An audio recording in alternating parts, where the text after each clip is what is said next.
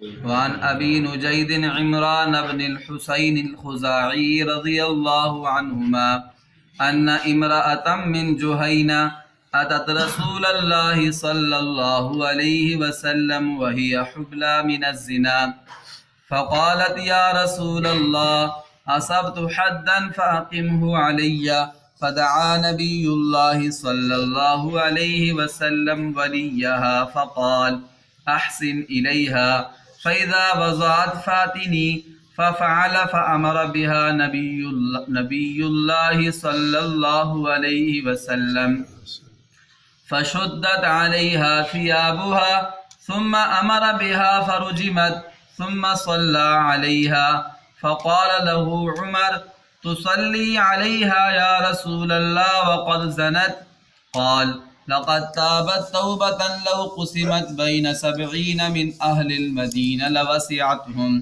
وهل أفضل من أن جادت بنفسها لله عز وجل۔ میرے محترم سامعین، صحابی رسول عمران بن حسین خزاعی رضی اللہ عنہما یہ حدیث پاک روایت کرتے ہیں، کہتے ہیں کہ قبیلہ جوہینہ کی ایک عورت پیارے نبی صلی اللہ علیہ وسلم کے پاس آئی اور وہ زنا سے پریگننٹ ہو چکی تھی۔ اس نے کہا اے اللہ کے رسول، مجھ سے ایسا گناہ سرزد ہو چکا ہے جس کی وجہ سے میرے اوپر حد لازم ہے کہ مجھے شرعی سزا دی جائے، اور زنا کی شرعی سزا یہ ہے کہ اگر زنا کرنے والا شادی شدہ ہو تو اس کو رجم کیا جاتا ہے، اور اگر شادی شدہ نہ ہو تو ان کو کوڑے لگائے جاتے ہیں۔ تو یہ شادی شدہ تھی، تو اس نے کہا جی مجھ سے ایسا گناہ ہو گیا ہے کہ جس کی وجہ سے مجھ پر حد لازم ہوتی ہے، تو آپ مجھ پر شرعی سزا قائم کریں۔ تو پیارے نبی صلی اللہ علیہ وسلم نے اس کے ولی کو بلایا، اس کے کسی بڑے کو بلایا، ولی کو بلایا، اور کہا کہ اس کے ساتھ اچھا سلوک کرو، چونکہ اس کے یہ حاملہ ہے، پریگننٹ ہے، تو جب بچہ پیدا ہو جائے تو پھر اس کو جو ہے وہ لے کر آنا ہماری عدالت میں۔ تو وہ لے گئے اس کو۔ جب بچہ پیدا ہوا اور اس کے جب بچہ دودھ بھی چھوڑنے کے قریب ہو گیا، دودھ بھی اس نے چھوڑ دیا، تو پیارے نبی صلی اللہ علیہ وسلم کے پاس وہ عورت آئی۔ تو پیارے نبی صلی اللہ علیہ وسلم نے کہا کہ اس کے کپڑے جو ہے وہ اکٹھے کیا جائے، مطلب تاکہ اگر جب سزا دی جائے تو جسم ننگا نہ ہو۔ تو کپڑے اکٹھے کیے گئے، تو پھر پیارے نبی صلی اللہ علیہ وسلم نے اللہ تعالیٰ کا حکم جو شرعی سزا ہے اس کا حکم دیا، تو اس عورت کو رجم کیا گیا، سزا دی گئی۔ رجم کہتے ہیں پتھر مار مار کے انسان مر جائے، اسے رجم کہتے ہیں۔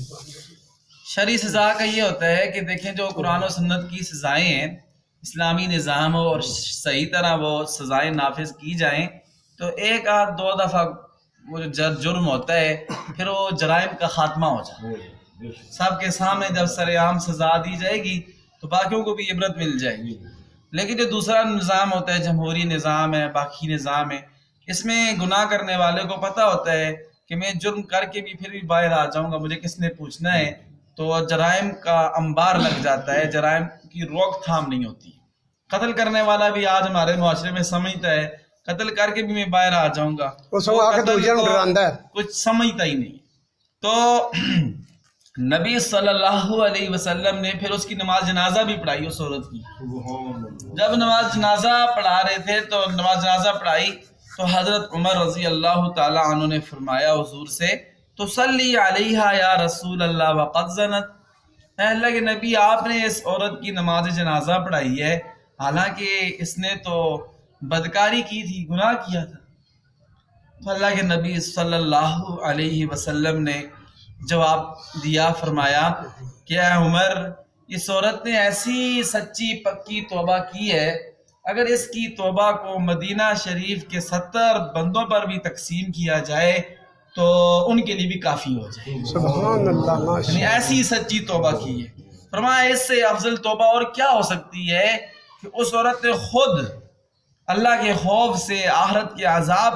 کا احساس کرتے ہوئے اپنی جان بھی جو ہے وہ قربان کر دی اللہ کے حکم کے آگے، تاکہ اللہ کا حکم جو اللہ کا فیصلہ میرے بارے میں ہے وہ مجھ پر دنیا ہی میں نافذ کر دیں تاکہ میں آخرت کے عذاب سے بچ جاؤں۔ اللہ تعالیٰ سے دعا ہے کہ اللہ تعالیٰ ہمیں عمل کی توفیق عطا فرمائے۔ اس حدیث پاک سے ہمیں یہ سبق ملتا ہے کہ جتنا بڑے سے بڑا گناہ ہو جائے، انسان اگر سچے دل سے توبہ کرے تو اللہ تعالیٰ معاف فرما دے۔ اگر وہ گناہ ایسا ہے کہ اس کو انسان نے عدالت میں وہ گناہ پیش نہیں ہوا، پھر اللہ کا اور اس کا معاملہ، اللہ سے معافی مانگے تو اللہ معاف کر دیں گے، اور جب عدالت میں پیش ہو جائے گا تو پھر اس پر وہ سزا دی جائے گی جو اللہ تعالیٰ نے اس کی مقرر کی ہوئی ہے۔ اللہ تعالیٰ عمل کی توفیق عطا فرمائے۔ وآخر دعوانا الحمدللہ رب العالمین۔